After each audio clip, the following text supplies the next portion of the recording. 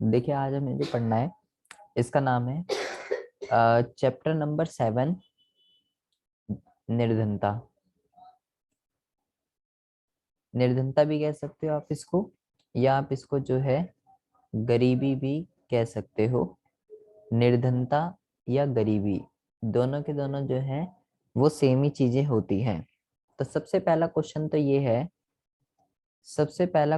ये है कि निर्धनता जो है या गरीबी जो है ये किस चीज को कहते हैं।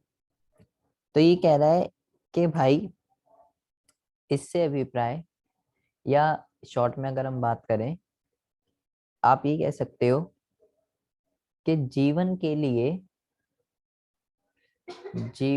लिए न्यूनतम उपभोग न्यूनतम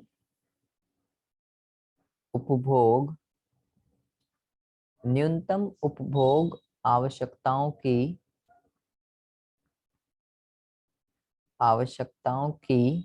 प्राप्ति प्राप्ति का ना होना, उसको हम क्या कहते हैं? उसको हम जो है गरीबी कहते हैं, उसको हम जो है निर्धनता कहते हैं। एक ऐसी सिचुएशन जिसमें बंदा, यहाँ पे एक वर्ड यूज किया गया है, न्यूनतम उपभोग आवश्यकता है। कह रहा है जीवन जीने के लिए जो न्यूनतम उपभोग आवश्यकताएं होती हैं, जो न्यूनतम उपभोग आवश्यकताएं होती हैं उसको जो है प्राप्त नहीं कर पाता, उसको जो है क्या कहते हैं? उसको जो है निर्धनता कहते हैं। क्वेश्चन ये है कि भाई ये न्यूनतम उपभोग आवश्यकताएं क्या होती हैं जो कि जीवन जीने के लिए जरूरी है। जीवन जीने के लिए जरूरी है भाई, सबसे पहली बात तो भोजन, खाना सबसे पहले जरूरी है। पहनने के लिए कपड़े जो है जरूरी है। रहने के लिए मकान जरूरी है। बेसिक एजुकेशन बेसिक एजुकेशन जो है वो जरूरी है। हेल्थ जो है हेल्थ जो है ये जरूरी है। ये सारी की सारी और भी कई सारी चीजें आती हैं जो कि अ, जीवन के लिए बहुत ही ज्यादा जरूरी है। इसको न्यूनतम उपभोग आवश्यकताओं में काउंट किया जाता है कि भाई अगर एक बंदे को अपना लिविंग स्टैंडर्ड सही रखना है, बेटर से बेटर करना है, जीवन जीना है, रोटी कपड़ा मकान शिक्षा स्वास्थ्य ये सारी की सारी चीजें उसको चाहिए ही चाहिए। जब वो इन सबको पूरा नहीं कर पाता, ये सारी चीजें उसको नहीं मिल पाती, तब वो जो है ये कह सकते हो निर्धन माना जाता है। जिसमें अगर ये सारी की सारी चीजें आपको नहीं मिले, रोटी कपड़ा मकान शिक्षा स्वास्थ्य, तो उससे ह्यूमन को जो है बहुत सारे कष्ट बहुत सारे दुख जो है झेलने पड़ते हैं, अगर ये सारी की सारी चीजें हमको ना मिले। और भाई बहुत सिंपल सी बात है कि अगर मान लो आपको अगर अच्छी हेल्थ नहीं होगी तो आपकी जो एफिशिएंसी है वो जो है वो डिक्रीज हो जाएगी। कई सारी बीमारियां जो हैं, कई सारी बीमारियां आपको लग जाएंगी, जिससे जिस आपको हेल्थ नहीं मिलेगी तो फिर उसको आप फेस नहीं कर पाओगे। तो बहुत सारी चीजें हैं जिससे कि निर्धनता गरीबी को जो है बंदे को ये कह सकते हैं लड़ने के लिए बिल्कुल, बंदा निर्धनता से लड़ने लायक नहीं रहता, उसको जो है निर्धनता या गरीबी कहते हैं। अगर हम बात करें इसके प्रकार की, निर्धनता जो है ये कितने तरीके की होती है, ये बहुत ही ज्यादा इम्पोर्टेंट है। ये बहुत ही ज्यादा इम्पोर्टेंट है एग्जाम के पॉइंट ऑफ व्यू से। इसके ऊपर क्वेश्चन जो है एग्जाम में आएगा ही आएगा। इसको आप जरा बहुत ही ज्यादा ध्यान से समझेंगे, ये इम्पोर्टेंट है। निर्धनता जो है ये जो है ये आपकी दो तरीके की होती है। कौन कौन सी होती है? सबसे पहली जो निर्धनता होती है उसको उसको हम क्या कहते हैं? उसको हम कहते हैं सापेक्ष। पहली जो निर्धनता होती है पहली जो निर्धनता होती है उसको हम क्या कहते हैं? उसको हम कहते हैं सापेक्ष। यहाँ हम लिख देते हैं सापेक्ष। और दूसरी जो निर्धनता होती है उसको हम क्या कहते हैं? उसको हम कहते हैं निरपेक्ष। इसको आप ध्यान से समझिएगा। इसको आज ध्यान से समझिएगा कि ये क्या है। ठीक है, यहाँ पे जो है सबसे पहले हम बात करते हैं सापेक्ष की क्या होती है, सापेक्ष निर्धनता क्या होती है, फिर हम बात करेंगे निरपेक्ष निर्धनता क्या होती है। देखो यहाँ पे आप जब भी ये लिख सकते हो, विभिन्न जब भी आप विभिन्न वर्गों का, ठीक है, जब भी आप विभिन्न वर्गों का, प्रदेशों का या देशों का, कुछ भी कह सकते हो, ठीक है, देशों का आपस में क्या करते हैं, तुलना करते हैं, तुलना करते हैं, कंपैरिजन जब हम करते हैं किसी भी दो देशों का, दो वर्गों का, किसी भी दो चीजों का जब हम कंपैरिजन करेंगे तो वो क्या कहलाएगा, वो कहलाएगा सापेक्ष निर्धनता। जैसे कि अगर मैं ये बोलूं कि भारत के लोगों का जो लिविंग स्टैंडर्ड है वो अमेरिका के लोगों का जिस तरीके का अमेरिका के लोगों का जिस तरीके का लिविंग स्टैंडर्ड है वो ज्यादा अच्छा है, और भारत का जो लिविंग स्टैंडर्ड है वो थोड़ा बेकार है। तो हम क्या बोलेंगे कि भारत अमेरिका के मुकाबले क्या है, भारत अमेरिका के मुकाबले जो है वो गरीब है, ये भी कह सकते हो आप। या यहाँ पे आपको ये ध्यान रखना है, एक तो यहाँ पे कंपैरिजन तो होता ही होता है, और ये जो कंपैरिजन है ये ऐसे भी हो सकता है, देश के अंदर देश के अंदर आय में आय में पाई जाने वाली देश के अंदर आय में पाई जाने वाली असमानता, देश के अंदर आय में पाए जाने वाली असमानता के रूप में असमानता के रूप में भी असमानता के रूप में भी की जा सकती है की जा सकती है। इसका मतलब क्या होता है, इसका मतलब ये है कि अगर मैं ये बोलूं, जैसे कि अगर मैं ये बोलूं, एक आप हो, ठीक है, एक आप हो और एक मैं हूं, ठीक है, हम दोनों जो है हम दोनों तो भारत में ही रहते हैं, ठीक है जी। आपका आपका जो इनकम है, मान लीजिए आप मान लो पर डे में 1,000 रुपए कमाते हैं, और मैं पर डे में जो है केवल 100 रुपए कमाता हूँ, तो मैं बोलूंगा कि मैं आपके कंपैरिजन में जो है गरीब हूँ। या मान लीजिए आप हो, ठीक है, आपकी साल की इनकम 2 करोड़ रुपए है, मेरी साल की इनकम 2 लाख रुपए है, तो मैं आपके कंपैरिजन में क्या हूँ, गरीब हूँ। तो इसको क्या कहते हैं, ये तो देश के अंदर इसके अंदर इसको इनकम इनक्वालिटीज कहते हैं। यहाँ पे एक वर्ड यूज किया गया था, आय, देश के अंदर पाए जाने वाली आय की असमानता, मतलब कि कोई कुछ कमा रहा है, कोई कुछ कमा रहा है, एक डॉक्टर 1 घंटे में एक ऑपरेशन करके 1 लाख रुपए छाप देता है, वहीं एक दूसरा व्यक्ति है जिसकी साल की इनकम 1 लाख रुपए नहीं है। तो भारत के अंदर जो इनकम इनक्वालिटीज है वो क्या है, वो बहुत ही ज्यादा है, ठीक है, तो उसको भी, इनकम इनक्वालिटीज को भी सापेक्ष निर्धनता के उसमें काउंट किया जाता है। आपको ये ध्यान रखना है, सबसे मोस्ट इम्पोर्टेंट चीज, कि इसको जो है ना, आप इसको क्या कहते हैं, एक तो यहाँ पे आप लिखेंगे लॉरेंट कर्व, लॉरेंस कर्व एक तो आप यहाँ पे लिखेंगे, और दूसरा आप यहाँ पे लिख दीजिए गिन्नी गुणांक। ये दोनों क्या है, इन दोनों टूल से इन दोनों टूल से क्या किया जाता है, इन दोनों टूल से सापेक्ष निर्धनता को मापा जाता है, सापेक्ष निर्धनता को मापा जाता है। तो अगर वो आपसे क्वेश्चन में पूछ ले कि जी सापेक्ष निर्धनता को सापेक्ष निर्धनता को किस तरीके से मेजर किया जाता है, तो आपको ये दोनों इंस्ट्रूमेंट लिखने हैं, या जो भी एमसीक्यू क्वेश्चन में ऑप्शन दे रखा होगा उसमें ये सिलेक्ट करना है। ये दोनों क्या होते हैं, इससे हमें कोई लेना देना नहीं है, क्योंकि ये हम सारा कक्षा 11वीं में पढ़ चुके हैं, लॉरेंज कर्व वगैरह, तो ये हमें यहाँ पे नहीं पढ़ना, ना हमारे सिलेबस में है। अब आती है बात निरपेक्ष निर्धनता क्या होती है। तो निरपेक्ष निर्धनता के लिए यहाँ पे कोई कंपैरिजन नहीं होता है।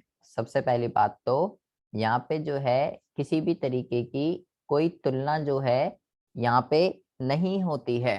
तो फिर यहाँ पे क्या होता है, जब यहाँ पे तुलना नहीं होती है तो यहाँ पे आप लिखेंगे, यहाँ पे आप लिखेंगे कि भारत में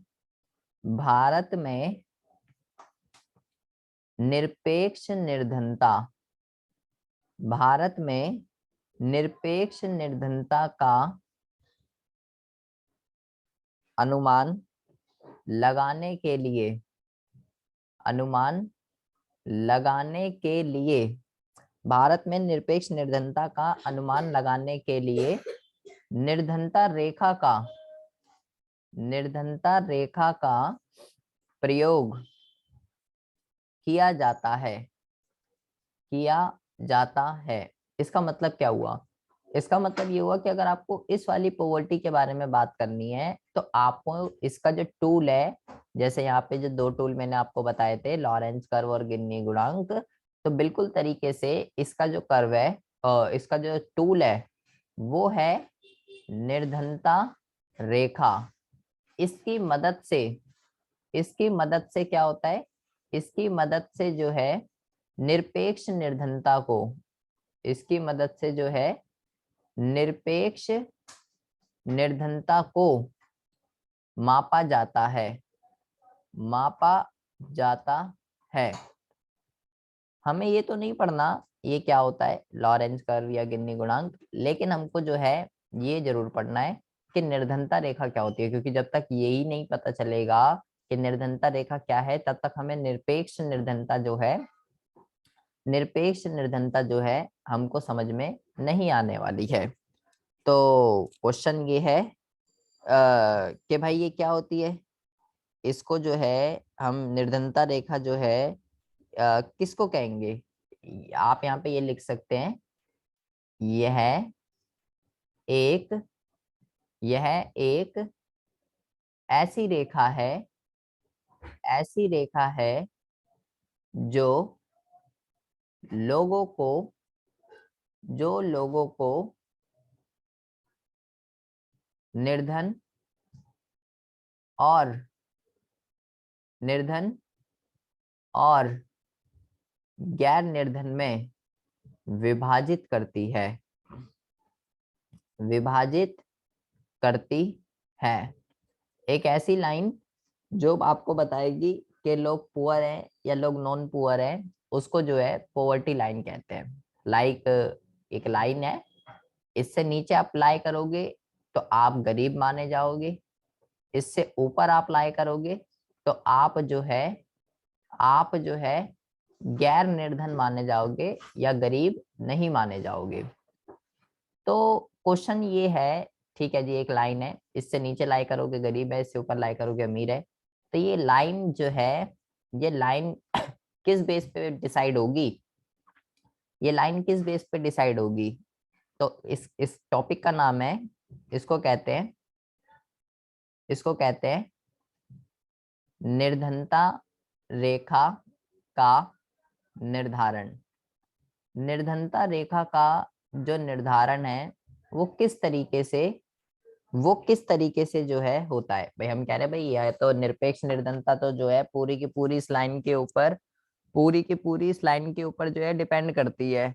अगर आप इस लाइन से, अगर आप इस लाइन से ऊपर लाई कर रहे हो तो भाई आप जो है, आप जो है निर्धन नहीं माने जाओगे, और अगर आप इस लाइन से नीचे लाई कर रहे हो तो आप जो है, तो आप जो है भाई निर्धन माने जाओगे।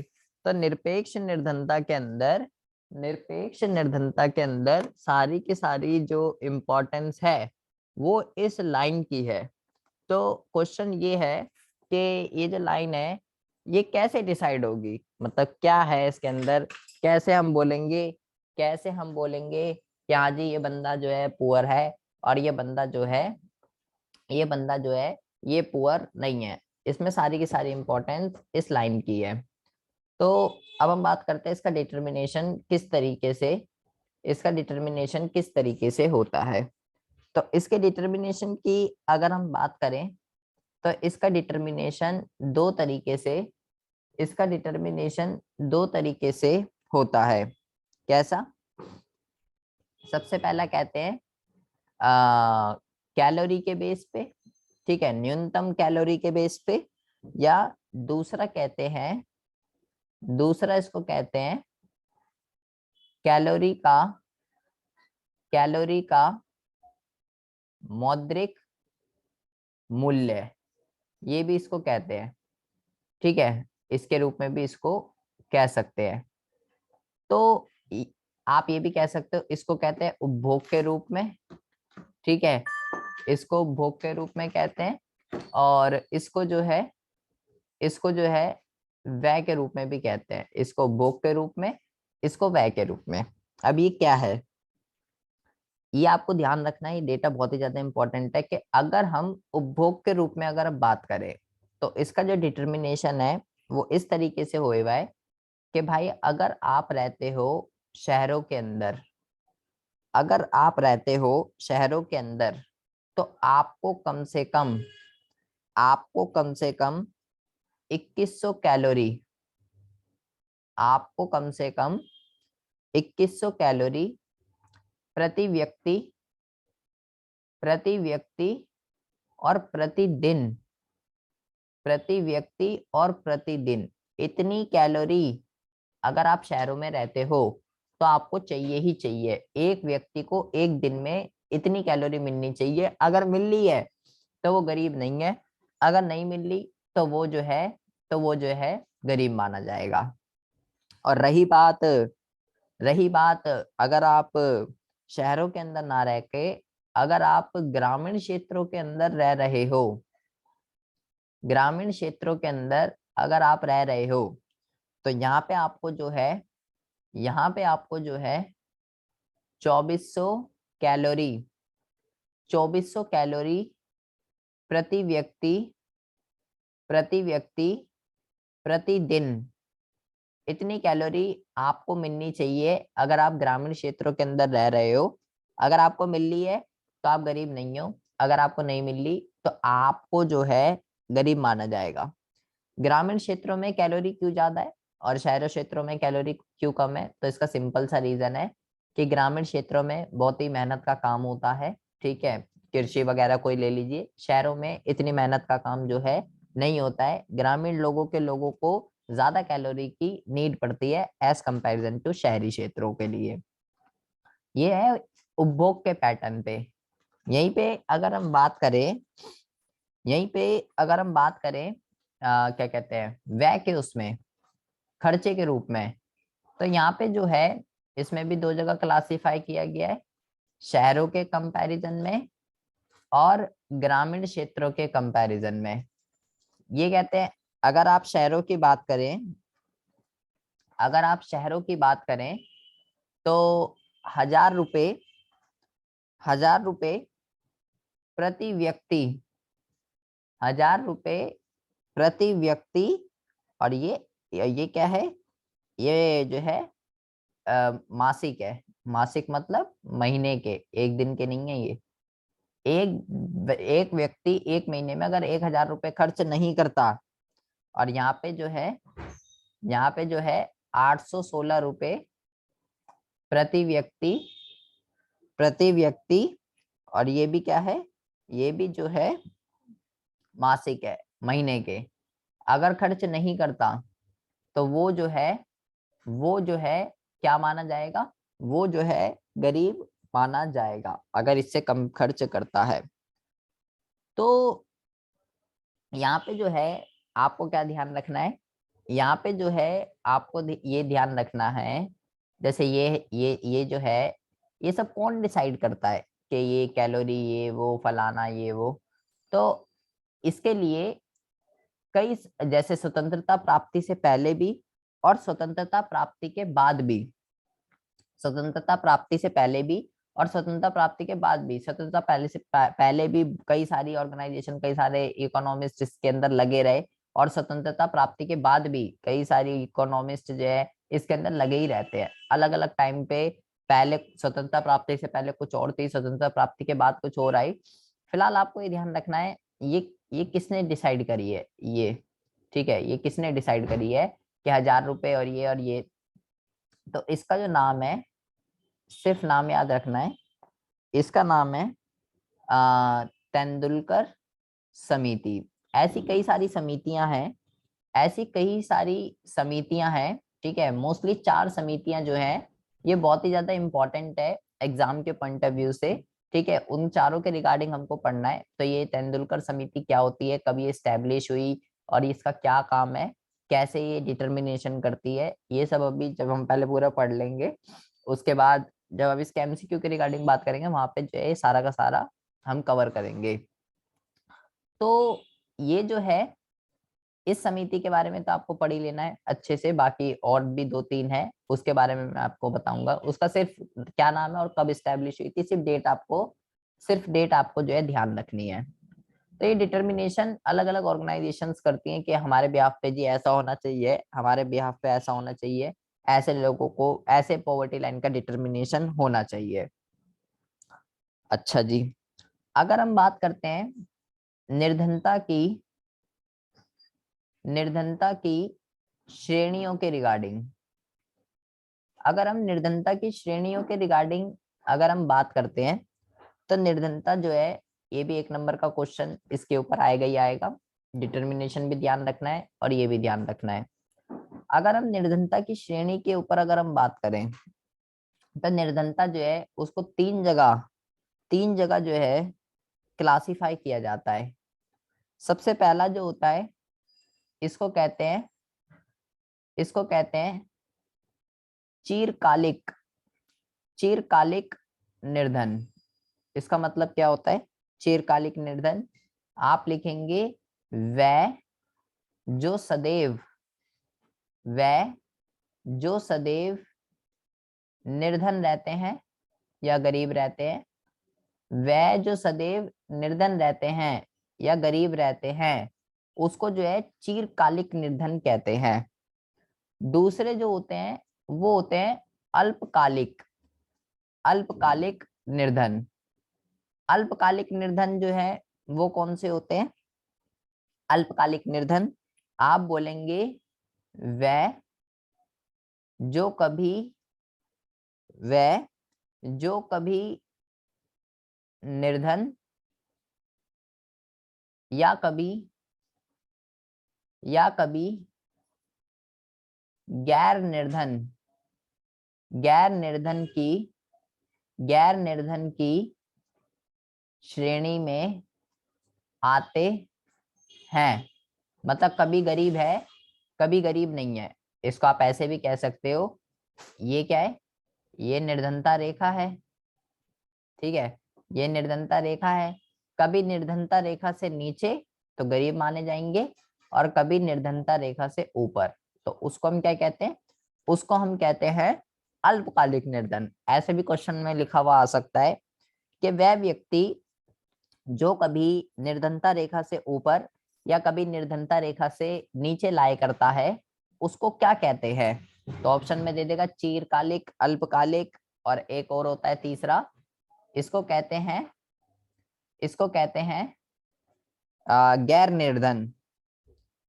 क्या कहते हैं इसको कहते हैं गैर निर्धन। गैर निर्धन कौन से होते हैं? यहाँ लिखेंगे जो कभी निर्धन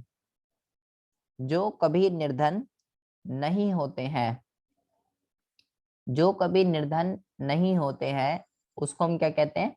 उसको हम कहते हैं गैर निर्धन। ये आपको जो है ये आपको 3 कैटेगरी होती है इसकी, तीनों कैटेगरी आपको ध्यान रखनी है कि किस कैटेगरी के अंदर जो है कौन लाई कर रहा है। इसके ऊपर क्वेश्चन जो है कंपलसरी है, एग्जाम में इसके ऊपर क्वेश्चन जो है आएगा ही आएगा। तो ये हो गया आपका निर्धनता की श्रेणियां। जैसे ये निर्धनता की श्रेणियां होती हैं, बिल्कुल इसी तरीके से यहाँ पे जो है आपको ये ध्यान रखना है, निर्धनों की भी श्रेणियां होती हैं। जैसे यहाँ पे अगर हम बात करें ग्रामीण क्षेत्रों के अंदर, इसको कहते हैं ग्रामीण निर्धन, इस पे भी क्वेश्चन आ जाता है कई बारी।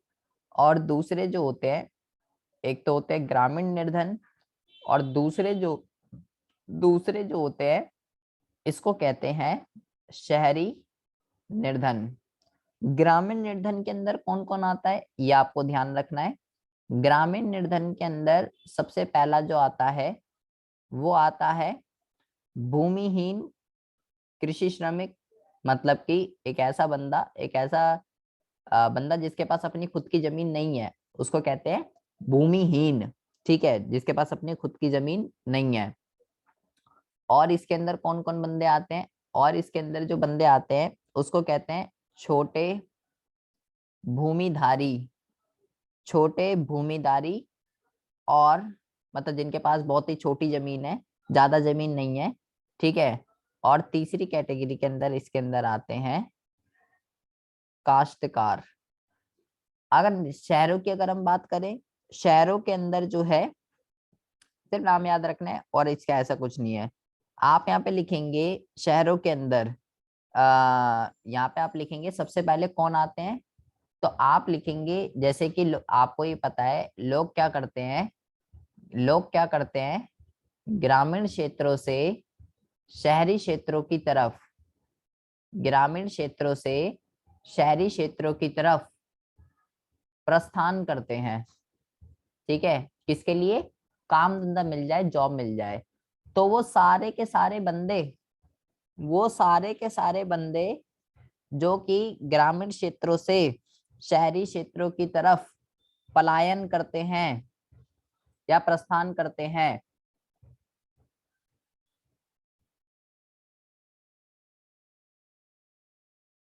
वो सारे के सारे बंदे जो है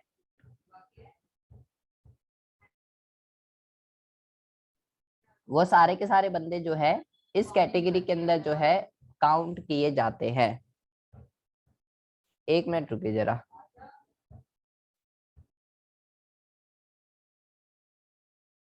शहरी निर्धनों की अगर हम बात करें, तो शहरी निर्धनों के अंदर कौन कौन आता है, वो सारे के सारे बंदे जो ग्रामीण क्षेत्रों से शहरी क्षेत्रों की तरफ क्या करते हैं, पलायन करते हैं ताकि काम धंधा मिल जाए।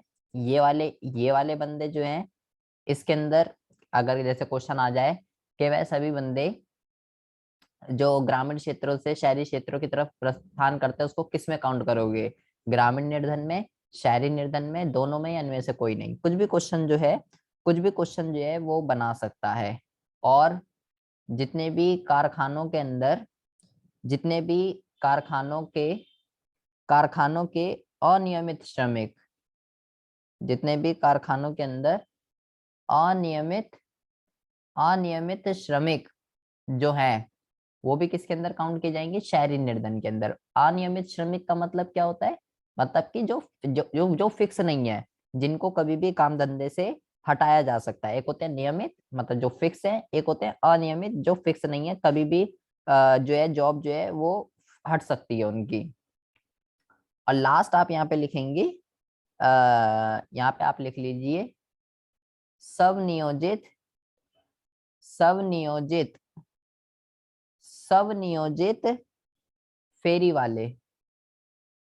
स्वनियोजित फेरी वाले मतलब जिनका खुद का काम है, फेरी वगैरह ये वाले जो काम करते हैं, इसको जो है इसको जो है शहरी निर्धन की कैटेगरी के अंदर काउंट किया जाता है।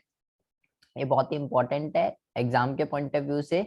निर्धनता की श्रेणी और निर्धनों की श्रेणी ग्रामीण में भी कई बार आता है और शहरों में भी आजकल इसके ऊपर क्वेश्चन आ रहा है एक एक नंबर का। तो इसको आपको बहुत ही अच्छे से पढ़ के जाना है। अच्छा जी, अब हम बात करते हैं आखिर निर्धनता हो क्यों रही है। निर्धनता का जो है निर्धनता का जो है या गरीबी का जो है क्या कारण है, आखिर निर्धनता क्यों हो रही है। वैसे ये बहुत इजी टॉपिक है, इसको बताने की कोई जरूरत है नहीं। आप कोई भी बंदा बता सकता है। सबसे पहला जो इसका रीजन है, सबसे बड़ा जो इसका रीजन है, वो है जनसंख्या। जनसंख्या में जनसंख्या में तीव्र वृद्धि जनसंख्या में तीव्र वृद्धि जो है इसका सबसे बड़ा रीजन है। और इसी की वजह से जनसंख्या तो बढ़ रही है, लेकिन सही डायरेक्शन में जो है, सही डायरेक्शन में नहीं बढ़ रही है। जिसका रिजल्ट क्या निकल के मिल रहा है हमको, जिसका रिजल्ट हमको ये निकल रहा है, सबसे पहली बात तो बेरोजगारी, क्योंकि जनसंख्या ही इतनी ज्यादा है, काम धंधा ही नहीं है, रोजगार ही नहीं है। तो बेरोजगारी, बेरोजगारी गरीबी का सबसे बड़ा रीजन है। ठीक है, निर्धनता का जो सबसे बड़ा रीजन है वो है बेरोजगारी। भाई अगर लोग, बंदे के पास काम धंधा होगा, रोजगार होगा, तो इनकम खुद ब खुद जनरेट होगी, तो सिंपल सी बात है वो अपनी न्यूनतम भोग की आवश्यकताओं को पूरा कर लेगा। लेकिन जब काम धंधा ही नहीं है, बेरोजगार है, तभी तो निर्धन है। अगर बेरोजगार नहीं होता तो फिर वो निर्धन क्यों होगा? और बेरोजगार क्यों है? जनसंख्या की वजह से जो है वो बेरोजगार है।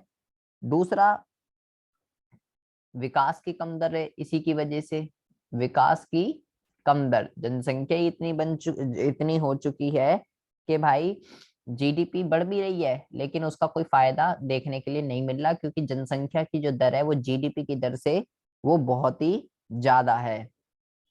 ठीक है, विकास की भी कम दर है, और राष्ट्रीय उत्पाद राष्ट्रीय उत्पाद की कम दर, दोनों की दोनों चीजें बहुत ही कम है। प्लस महंगाई इतनी हो रही है, मुद्रास्फीति मुद्रास्फीति या कीमतों का बढ़ना, कुछ भी हेडिंग हेडिंग याद रखनी है आपको, और ऐसा इसमें ऐसा कुछ याद नहीं रखना है। ये पांच सबसे बड़े मेन रीजन है जिसकी वजह से क्या हो रहा है, जिसकी वजह से निर्धनता जो है वो क्रिएट हो रही है। ठीक है, सबसे बड़े जो मेन रीजन है वो है ये दोनों। अगर ये दोनों ठीक हो जाएं, जनसंख्या कंट्रोल में आ जाए और बेरोजगारी जो है वो दूर हो, तो निर्धनता ऑटोमेटिकली दूर हो जाएगी। क्योंकि जब बंदे को काम धंधा मिल जाएगा तो निर्धनता दूर हो जाएगी, सिंपल सी बात है, इसमें तो कोई सोचने वाली बात ही नहीं है। तो हमारा क्वेश्चन ये है कि सरकार जो है क्या कर रही है इसके रिगार्डिंग, निर्धनता को दूर करने के लिए, निर्धनता को दूर करने के लिए निर्धनता को दूर करने के लिए सरकारी उपाय, सरकार इसको दूर करने के लिए क्या क्या कर रही है, इस पे 1 नंबर का क्वेश्चन आता है, इसलिए ये मैंने बताया है।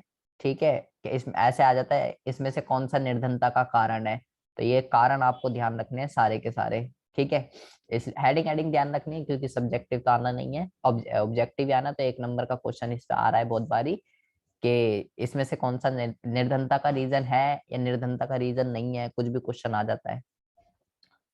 तो ये आपको हेडिंग हेडिंग ध्यान रखनी है। और बिल्कुल ऐसे ही अब सरकार क्या कर रही है निर्धनता को दूर करने के लिए, मैंने बोला ये इसका सबसे बड़ा रीजन है, ये बेरोजगारी।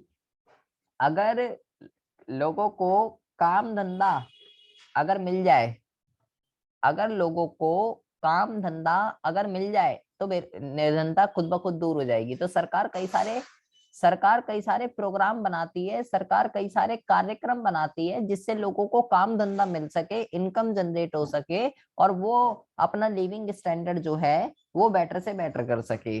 तो आपको बस यहाँ पे क्या रखना है, आपको बस हर प्रोग्राम की सिर्फ डेट याद रखनी है, क्योंकि एग्जाम में सिर्फ डेट ही आएगी अब।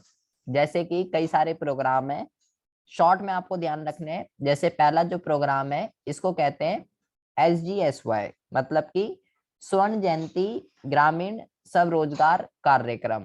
तो पूरा नाम भी याद रखो, SGSY याद रखना है शॉर्ट फॉर्म में। क्या ध्यान रखना है बस, कि ये जो है अप्रैल 1999 में इसकी जो है शुरुआत की गई थी। बस ये आपको ध्यान रखना है। जो मैं प्रोग्राम आपको बता रहा हूँ बस वो प्रोग्राम की डेट जरूर याद रख लीजिएगा, बाकी और कोई सा भी प्रोग्राम आपको याद नहीं रखना है। दूसरा अगर हम बात करें, दूसरा जो प्रोग्राम है इसको कहते हैं SGRY, मतलब कि संपूर्ण ग्रामीण रोजगार योजना, इसकी जो शुरुआत है वो हुई है 1 सितंबर 2001 में। ये सारे क्वेश्चन जो हैं, ये सारे क्वेश्चन जो है एमसीक्यू के अंदर आ रहे हैं। तो जैसे ऐसे आ जाता है SGSY की आरंभ कब हुआ, SGRY का आरंभ जो है ये कब हुआ, या इसको कहते हैं SSSRY, मतलब कि स्वर्ण जयंती शहरी रोजगार योजना। तो इसका जो आरंभ है ये 1 दिसंबर 1997, 1 दिसंबर 1997 को इसका जो है आरंभ हुआ था। ये तीन जो है, ये तीन जो है ये एक जैसे ही है, ठीक है। अब आती है बात, वो सारे के सारे प्रोग्राम, वो सारे के सारे प्रोग्राम जो कि मोस्ट इम्पोर्टेंट है, जो कि मोस्ट इम्पोर्टेंट है एग्जाम के पॉइंट ऑफ व्यू से। ये तो एक एक नंबर के आ ही रहे हैं, ठीक है, ये तो आने ही आने हैं। लेकिन अब मैं आपको जो बता रहा हूँ ये बहुत ही ज्यादा इम्पोर्टेंट है, ठीक है। तो ये आपको जो है ये आपको ध्यान रखना है। जैसे कि यहाँ पे जो आएगा सबसे पहला, इसको कहते हैं मनरेगा, ठीक है जी। ये बहुत ही ज्यादा इम्पोर्टेंट है, ये बहुत ही ज्यादा इम्पोर्टेंट है, ये आपको ध्यान रखना है। इसको, इसकी जो प्रॉपर प्रॉपर इसकी जो डेट है ना, वैसे तो इसको जो है, इसकी जो नोटिफिकेशन की डेट है कि हाँ जी ऐसा ऐसा किया जाएगा, वो है 7 सितंबर 2005, ठीक है। बट एक्चुअल में इसको जो अप्लाई किया गया है, एक्चुअल में इसको जो अप्लाई किया गया है वो है 2 फरवरी 2006। तो आपको क्वेश्चन में देखना पड़ेगा कि कौन सी डेट आपको जो है कौन सी डेट आपको जो है गिवन है, ठीक है। अभी इसको जो है इस नाम से जानते हैं, नरेगा कर दिया है अब इसका नाम, पहले मनरेगा था, अब इसका जो है नरेगा कर दिया है। 2005 भी ठीक है, 2006 भी ठीक है, प्रॉपर डेट आपको ध्यान रखनी है। प्रॉपर डेट क्या है और इस ये प्रोग्राम क्या करता है, इस प्रोग्राम के बारे में आपको बहुत ही अच्छे से पता होना चाहिए। ये प्रोग्राम जो है ना, ये प्रोग्राम आप ग्रामीण क्षेत्रों के अंदर, ग्रामीण क्षेत्रों में ग्रामीण क्षेत्रों में लोगों को 100 दिन का, लोगों को 100 दिन का गारंटीड 100 दिन का गारंटीड रोजगार जो है उपलब्ध कराता है, उपलब्ध कराता है। मतलब कि जिन जिन ग्रामीण क्षेत्रों के अंदर ये प्रोग्राम रन हो रहा है, जिन जिन ग्रामीण क्षेत्रों के अंदर ये प्रोग्राम रन हो रहा है, वहां के लोगों को और जिन बंदों का इसका नाम है, उन लोगों को 100 दिन का गारंटी रोजगार मिलेगा। ये कंपलसरी है। अगर सरकार फेल हो जाती है उन बंदों को काम देने में, तो उनको जो है बदले में भत्ता मिलता है। अगर उनको काम नहीं दे पा रही है सरकार, तो उनको जो है सरकार भत्ता देती है। तो सबसे पहले तो आपको मनरेगा के रिगार्डिंग आपको ध्यान रखना है, ये प्रोग्राम क्या है और कब जो है ये हुआ, इसके बारे में ये बहुत ही अच्छे से ध्यान रखना है। अगला जो प्रोग्राम है, इसको कहते हैं इसको कहते हैं काम के बदले, काम के बदले अनाज, ठीक है। आपको ये ध्यान रखना है, इसकी जो शुरुआत है 2004 में 2004 में की गई थी, ठीक है। इसके नाम से ही आपको पता चल रहा है, काम करो और बदले में अनाज पाओ। कोई इसमें बताने की ऐसी कोई जरूरत नहीं है। इसको ऐसे जगह पे लागू किया गया, इसको ऐसे सूखा प्रभावित क्षेत्रों के अंदर, लाइक गुजरात, छत्तीसगढ़, हिमाचल प्रदेश, राजस्थान, ऐसे क्षेत्रों में इसको लागू किया गया था कि भैया आप काम करो। इस यहाँ पे आप लिख सकते हो सूखा प्रभावित ग्रामीण क्षेत्र, इसको कहाँ लागू किया गया, इसको जो है सूखा प्रभावित ग्रामीण क्षेत्र, ऐसे क्षेत्रों में इसको लागू किया गया। लाइक राजस्थान आप लिख सकते हो, ठीक है, गुजरात लिख सकते हो, गुजरात लिख सकते हो, छत्तीसगढ़ लिख सकते हो। ऐसे राज्यों में इनको जो है अप्लाई किया गया था 2004 के अंदर। और काम करो और बदले में कुछ आपको कैश मिल जाएगा, कुछ आपको अनाज मिल जाएगा। ये कार्यक्रम जो है ये कहता है मनरेगा और काम के बदले अनाज कार्यक्रम। ये आपको बहुत ही अच्छे से ध्यान रखना है बेटा। अब आती है बात छठे की। इसको कहते हैं N S N S A P NSAP. NSAP का मतलब क्या होता है? एनएसएपी का मतलब होता है नेशनल सोशल राष्ट्रीय सामाजिक सहायता कार्यक्रम। ठीक है, ये भी बेटा बहुत ही ज्यादा इंपॉर्टेंट है। ठीक है, एनएसएपी। एनएसएपी क्या है? एनएसएपी को जो है एनएसएपी को जो है क्या कहते हैं, 15 अगस्त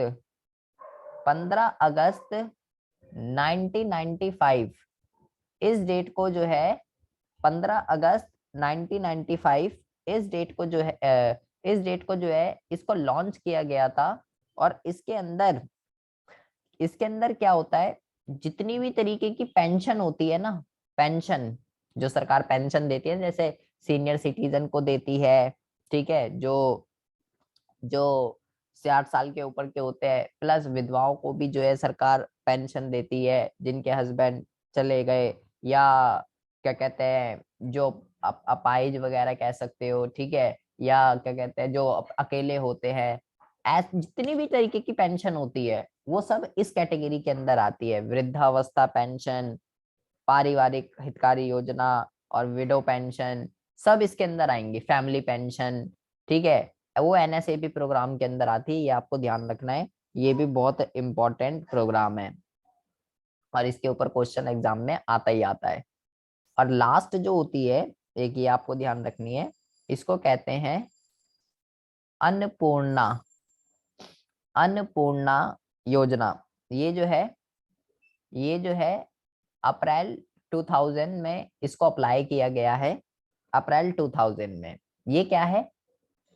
जिस बंदे का नाम इस लिस्ट के अंदर है या जिसको पेंशन मिलनी चाहिए बट उसे पेंशन नहीं मिल पा रही है, तो इस प्रोग्राम के अंतर्गत उन लोगों को बहुत ही सस्ते दरों पर गेहूं और खाद वगैरह जो है, बहुत ही उस पे खाद्यान्न की चीजें, मतलब गेहूं चावल वगैरह 2 रुपए 3 रुपए किलो के हिसाब से उनको जो है मिलेगा। इसको अन्नपूर्ण योजना कहते हैं कि जिसको यहाँ पे पेंशन नहीं मिल पा रही है उसको जो है यहाँ पे इस प्रोग्राम के बदले 2-3 रुपए के किलो के हिसाब से गेहूं चावल वगैरह जो है उसको मिलेगा ही मिलेगा। ये सारे के सारे प्रोग्राम ये सारे के सारे प्रोग्राम आपको जो है याद रखने। एग्जाम के पॉइंट ऑफ व्यू से ये सारे के सारे प्रोग्राम जो हैं, ये सारे के सारे प्रोग्राम जो हैं ये मोस्ट इम्पोर्टेंट है। ठीक है, एनएस एनएसएपी एनएसएपी कह सकते हो, और अन्नपूर्ण काम के बदले अनाज, मनरेगा, एसजीएसवाई, एसजीआरवाई और एसएसआरवाई। अच्छा जी, क्वेश्चन ये है कि जब सरकार ये प्रोग्राम बना रही है, लोगों को काम धंधा देने के लिए, लोगों को इतनी मदद कर रही है, लोगों की इतनी मदद कर रही है, तो तो भाई गरीबी दूर क्यों नहीं हो रही, निर्धनता दूर क्यों नहीं हो रही है? इसके रीजन क्या है? तो इसके रीजन ये है, अ, ये मैंने आपको पहले ही यहाँ पे पढ़ा दिया। यहाँ पे आप सबसे पहले ये लिखेंगे, देखिए यहाँ पे आप सबसे पहले ये लिखेंगे कि भाई जैसे ये जो निर्धनता ये जो हो रही है, निर्धनता को दूर करने के लिए ना, यहाँ पे आप देखिए, यहाँ पे आप लिखेंगे निर्धनता। ये भी 1 नंबर का क्वेश्चन आता है। निर्धनता निवारण, निर्धनता निवारण के लिए 3 दृष्टिकोण, तीन तीन दृष्टिकोण भी कह सकते हो, या इसको जो है त्रिआयामी त्रिआयामी प्रहार ये भी कहते हैं। सरकार निर्धनता को दूर करने के लिए, सरकार निर्धनता को दूर करने के लिए तीन तरीके के उपाय अपनाती है, जिसमें से एक हम ऊपर पढ़ चुके हैं। सबसे पहला जो होता है, सबसे पहला जो होता है, इसको कहते हैं, इसको कहते हैं समृद्धि, समृद्धि आधारित दृष्टिकोण। इसको ये कहते हैं कि भाई आपकी जो जीडीपी वगैरह, आपकी जो जीडीपी वगैरह बढ़ रही है, जो आर्थिक विकास, जो आर्थिक समृद्धि हो रही है, ठीक है, तो उसका जो लाभ है वो समाज के सभी वर्गों को पहुंचे, निर्धन गैर निर्धन सब लोगों को इसका लाभ पहुंचना चाहिए। इसका मतलब ये है, जीडीपी जो बढ़ रही है, प्रति व्यक्ति आय वगैरह जो बढ़ रही है, उसका लाभ समाज के निर्धन वर्गों तक पहुंचे, ये है। दूसरा यहाँ पे लिखेंगे निर्धनता उन्मूलन कार्यक्रम, निर्धनता उन्मूलन कार्यक्रम। जो सारे के सारे कार्यक्रम हमने ऊपर पढ़े, उसकी मदद से सरकार लोगों को काम धंधा प्रोवाइड कराती है कि ताकि बेरोजगारी दूर हो और वो पूरा कर सके। या इसको कहते हैं निर्धनों की, तीसरा जो होता है, निर्धनों की न्यूनतम न्यूनतम जरूरतों को या आवश्यकताओं को पूरा करना। न्यूनतम जरूरतों को, न्यूनतम जरूरतों को पूरा करना, ये भी आप इसको कह सकते हो। यहाँ पे क्या होता है भाई, हम कह रहे हैं निर्धन कौन है, जो अपनी न्यूनतम उपभोग की आवश्यकताओं को पूरा नहीं कर पा रहा। तो इसमें सरकार क्या करती है, इसके अंदर वो सारी की सारी चीजें जो न्यूनतम उपभोग के लिए जरूरी है निर्धन वर्ग के लिए, वो जो है इन निर्धन वर्गों को अवेलेबल कराती है। ठीक है, जिसके अंदर खाना, हेल्थ, एजुकेशन, मकान, ठीक है, ये सारी की सारी चीजें, ये सारी की सारी चीजें इसके अंदर आती है। जैसे एक वर्ड है, इसको कहते हैं public distribution system, PDS. Ration की दुकानें वगैरह जो होती हैं, उसमें लोगों को गेहूं, चावल, जो भी निर्धनता रेखा से नीचे हैं, उसमें बहुत ही सस्ती दरों पे क्या करती है, पब्लिक डिस्ट्रीब्यूशन सिस्टम के माध्यम से क्या करती है, वस्तुएं जो है इन वितरणों के माध्यम से, राशन की दुकानों के माध्यम से लोगों को अवेलेबल कराती है। ये तीन ये तीन मेथड है जिसका यूज करके सरकार क्या करती है, गरीबी को दूर करती है। ये वाला हम ऊपर पढ़ चुके हैं। यही सबसे इम्पोर्टेंट है। इसके अंदर सरकार अलग अलग प्रोग्राम बनाती है निर्धनता को दूर करने के सरकारी उपाय, कई सारे कार्यक्रम बनाती है, कई सारे कार्यक्रम बनाती है, ताकि सरकार जो है बेरोजगारी को दूर कर सके, लोगों को काम धंधा मिल सके, और जो है क्या कहते हैं, लोगों को काम धंधा मिल सके, फिर न्यूनतम उपभोग आवश्यकताओं को पूरा कर सके। लेकिन लेकिन ये जो प्रोग्राम है ना, निर्धनता उन्मूलन कार्यक्रम, यहाँ पे हम लिखते हैं, टॉपिक का नाम है निर्धनता निर्धनता उन्मूलन कार्यक्रम। जो ऊपर जितने भी कार्यक्रम बने हैं, इनके दोष क्या हैं भाई, जब सरकार इतनी मदद कर रही है, फिर भी जो है फिर भी जो है दिक्कत कहाँ आ रही है, ऐसे क्या रीजन है कि भाई बेरोजगारी दूर नहीं हो पा रही है। तो सबसे पहला जो इसका रीजन है, सबसे पहला जो इसका रीजन है, यहाँ पे आप लिखेंगे कमजोर कमजोर वितरण, कमजोर वितरण संयंत्र। इसका मतलब क्या है, कमजोर वितरण संयंत्र, जो डिस्ट्रीब्यूशन सिस्टम है इस हर जगह पे, वो बहुत ही ज्यादा वीक है, जिसकी वजह से गरीब कम और गैर निर्धन वर्ग, मतलब जो निर्धन है भी नहीं, गैर निर्धन वर्ग इसका फायदा उठा रहे हैं। इसका लाभ जो है, इसका लाभ जो है किसको मिल रहा है, इसका लाभ जो है उनको मिल रहा है जो कि गैर निर्धन की कैटेगरी के अंदर आ रहे हैं। ठीक है, क्योंकि इन प्रोग्रामों की सबसे बड़ा दोष ये है कि यहाँ पे डिफाइन ही नहीं किया गया है, यहाँ डिफाइन ही नहीं किया गया है कि इस प्रोग्राम में के अंतर्गत गरीब कौन है और गरीब कौन नहीं है, मतलब किसको इस प्रोग्राम का बेनिफिट मिलेगा और किसको नहीं मिलेगा, यहाँ पे कोई डिफाइन नहीं है, हर किसी को इस प्रोग्राम का बेनिफिट मिल सकता है। यहाँ पे आप लिख दीजिए निर्धनता की परिभाषा, निर्धनता की जो परिभाषा है ना वही डिफाइन नहीं है इन प्रोग्रामों के अंदर। वैसे मुझे पता है निर्धनता क्या है, निर्धन कौन है, लेकिन ये प्रोग्राम का बेनिफिट किसको मिलेगा किसको नहीं मिलेगा, कौन निर्धन की कैटेगरी में है कौन नहीं है, यहाँ पे ये पता ही नहीं है। जो निर्धन है भी नहीं, लाखों का कमा रहा है, वो उसको उसको भी राशन मिलता है। तो यहाँ पे कमजोर वितरण संयंत्र है सबसे पहली बात तो। और यहाँ पे आप दूसरा इसका रीजन लिखेंगे कि कार्यक्रमों कार्यक्रमों के लिए, प्रोग्राम्स के लिए आवंटित आवंटित संसाधन आवंटित संसाधन बिल्कुल ही अपर्याप्त है, अपर्याप्त है। मतलब कि भाई ये सारी की सारी चीजें संसाधनों से पूरी होंगी, और जो जितने संसाधन एक्चुअल में चाहिए उतने संसाधन अवेलेबिलिटी नहीं है, संसाधनों की जो है अपर्याप्तता है, आवंटित संसाधन जो है वो बिल्कुल अपर्याप्त है। ठीक है। तीसरा सरकारी काम है, तो सरकारी काम में तुम्हें पता ही है, यहाँ पे आप लिखेंगे चेतना अभाव वाले, चेतना अभाव वाले अधिकारी। मतलब कि एक से एक भ्रष्टाचारी, ठीक है, जिनका काम में कोई इंटरेस्ट नहीं है, कुछ नहीं है, वो बैठा हुआ है इन कामों को करने के लिए। ठीक है।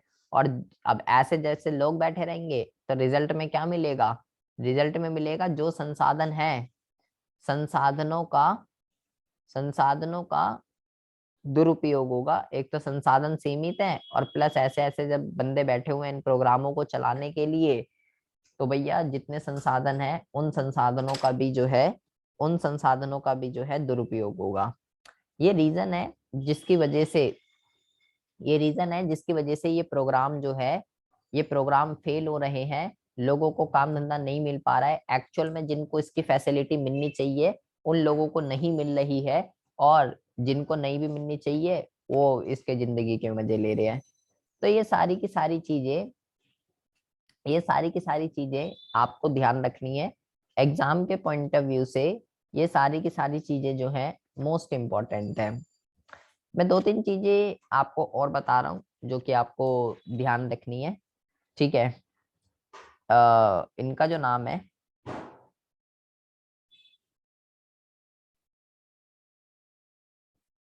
यहाँ पे देखेंगे, यहाँ लिख देते हैं मोस्ट इम्पोर्टेंट। मोस्ट इम्पोर्टेंट यहाँ लिखेंगे सबसे पहला, कुछ इंडिकेटर्स होते हैं जिसके अंदर सबसे पहला जो है इसको कहते हैं व्यक्ति गणना अनुपात। व्यक्ति गणना अनुपात, इसको क्या कहते हैं, head count ratio. Head count ratio के नाम से ही जाना जाता है। ये क्या बताता है आपको, head count ratio, head count ratio जो है ना आपको ये बताता है निर्धनता निर्धनता रेखा से निर्धनता रेखा से नीचे रहने वाले नीचे रहने वाले लोगों की संख्या। निर्धनता रेखा से कितने लोग नीचे रह रहे हैं, उन लोगों की संख्या को जो प्रदर्शित करता है उसको हम जो है हेड काउंट रेशो के नाम से जानते हैं। ठीक है। ये कई कुछ इंडिकेटर हैं जिसमें से हेड काउंट रेशो तो आपको ध्यान ही रखना है। और एक ऐसे ही एक होता है सैन इंडेक्स, कहते हैं सैन सूचकांक। ठीक है, ये इसको कहते हैं, ठीक है, सैन इंडेक्स इसको कहते हैं, ये भी इसी तरीके का काम करता है। और एक होता है poverty poverty poverty gap poverty gap index होता है, एक पॉवर्टी गैप इंटरवल है, देखना क्या है। ये आपको ध्यान रखने, अभी एक एमसीक्यू क्वेश्चन आ गया था एक एमसीक्यू क्वेश्चन आ गया था कि इसमें से कौन सा मेजरमेंट जो है पॉवर्टी को नहीं मापता। ठीक है, तो भाई Sen index, poverty gap, head count ratio, ये सब पॉवर्टी को मेजर करते हैं। ठीक है, सही, सब अलग अलग इकोनॉमिस्ट हैं, सबने अलग अलग इंडिकेटर्स दे रखे हैं। ठीक है, तो ये सब होते क्या है, हमें को वो सब ग्रेजुएशन में जब आएगा तब आएगा कि ये सब क्या है। फिलहाल हमें सिर्फ हेडिंग हेडिंग ध्यान रखनी है। लेकिन हेड काउंट रेशियो क्या होता है, हेड काउंट रेशियो आपको जो है ध्यान रखना है। अब बाकी ये नाम याद रखना है कि ये भी पॉवर्टी को मेजर करने के इंस्ट्रूमेंट है, मेजरमेंट है। दूसरा आपको क्या ध्यान रखना है, दूसरा आपको याद रखना है कि जो दादा भाई नरोजी है ना, दादा भाई दादा भाई नरोजी, ठीक है, इन्होंने क्या करा था, इन्होंने सबसे पहले निर्धनता को निर्धनता निर्धनता को मापने का प्रयास किया था। सबसे पहले निर्धनता को मापने का, निर्धनता को मेजर करने का जो प्रयास है वो जो है दादा भाई नरौजी ने किया था। ये एक नंबर का क्वेश्चन है, ये बहुत ही इंपॉर्टेंट है एग्जाम के पॉइंट ऑफ व्यू से। ठीक है, और इन्होंने किस चीज का यूज किया था, इन्होंने जो यूज किया था इसको कहते हैं जेल कॉस्ट ऑफ लिविंग। जेल कॉस्ट ऑफ लिविंग का मतलब क्या होता है, मतलब इन्होंने निर्धनता रेखा का निर्धारण किस तरीके से किया कि मेरे अकॉर्डिंगली ये बंदा पुअर माना जाएगा और मेरे अकॉर्डिंगली ये बंदा पुअर नहीं माना जाएगा। तो मैंने बोला भाई निर्धनता रेखा बताती है, अगर इससे ऊपर हो तो ठीक है निर्धन नहीं हो, इससे नीचे हो तो निर्धन हो। तो वो जो डिटर्मिनेशन है इन्होंने कैसे किया, जैसे मैंने अभी ऊपर आपको बताया, तेंदुलकर समिति ये कहती है 1000 रुपए शहरों में 816 रुपए खर्च करोगे तो ठीक है आप निर्धन नहीं हो, वरना हो। तो उन्होंने अपना वो बताया एस्टिमेट, एक खर्चा तेंदुलकर समिति ने। ऐसे इन्होंने भी किस चीज का यूज किया, ऐसे इन्होंने भी जेल कॉस्ट ऑफ लिविंग, इसको हिंदी में कहते हैं, इसको इसको हिंदी में कहते हैं जेल में रहने की लागत, ये कहते हैं इसको। इन्होंने किस चीज का यूज किया, जो जेल के अंदर जो कैदी, जो प्रिजोनर जो रहते हैं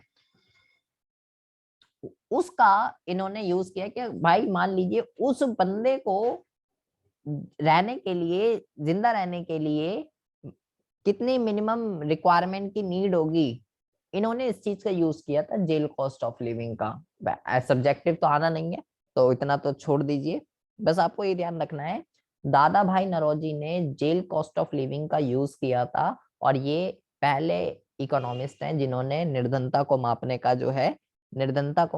जो है प्रयास किया था। ये आपको जो है ध्यान रखनी है, head count ratio, Sen index and poverty gap index. इसके बाद हम बात करते हैं और कौन कौन से पॉइंट है। ये जो मैं पॉइंट आपको बता रहा हूँ ये आपको ध्यान रखने हैं एग्जाम के पॉइंट ऑफ व्यू से, ये बहुत बारी क्वेश्चन रिपीट हो रहे हैं इनके ऊपर। ठीक है, ये कई बारी क्वेश्चन आ रहा है। और एक क्वेश्चन आपको ये ध्यान रखना है, एक क्वेश्चन ये आता है एग्जाम में कि क्या कहते हैं, सबसे गरीब देश जो है, सब यहाँ पे आप लिख दिए, यहाँ पे आप लिखिए कि यहाँ पे आप लिखिए बिहार, ठीक है, उत्तर प्रदेश, बिहार, उत्तर प्रदेश, पश्चिम बंगाल, ये सारे के सारे और भी आते हैं, ये सारे के सारे जो है ना सबसे सबसे अधिक गरीब सबसे अधिक गरीब प्रदेशों के अंदर जो है काउंट किए जाते हैं। ये एक नंबर का क्वेश्चन है, ये भी एक नंबर का क्वेश्चन है एग्जाम में। कई बारी इसके ऊपर जो है क्वेश्चन पूछा जा रहा है। बस इतना आपको ध्यान रखना है। ये अब आपका पूरा का पूरा जो है, ये अब आपका पूरा का पूरा खत्म हो गया है। इसको जो है